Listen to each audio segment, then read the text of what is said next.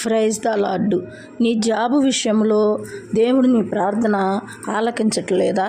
అయితే ఏదో కారణం ఉంటుంది. నువ్వు ఎలా ప్రార్థన చేయాలి?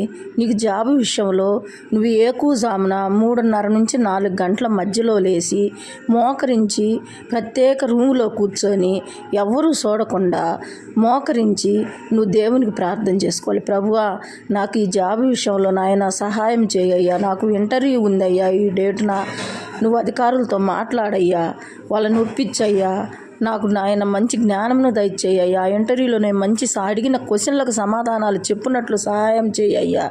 నీ సంకల్పం లేదు నాకేది కాదయ్యా, నీ సంకల్పం ఉంటేనే నాకు అయిద్దయ్యా, నువ్వు తలుసుకుంటే నీకు సమస్తము సాధ్యమయ్యా, నీకు అసాధ్యం ఏది లేదని మోకరించి ప్రత్యేకించి నువ్వు జాబు విషయం మీదనే నువ్వు ప్రార్థన చేయాలి.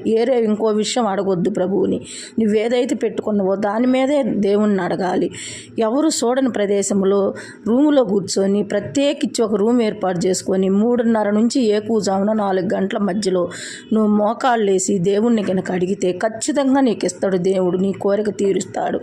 లేదు మధ్యాహ్నం పూట అయితే ఎవరూ చూడకుండా ఎక్కడన్నా కొండ ప్రాంతంకి వెళ్ళి నువ్వు అక్కడ కూర్చొని ప్రశాంతమైన వాతావరణంలో ఒక చెట్టు కింద కొండ ప్రాంతంలో ఎవరు చూడకుండా నువ్వు మోకరించి దేవుణ్ణి అడుగు. అప్పుడు దేవుణ్ణి ప్రార్థన వింటాడు.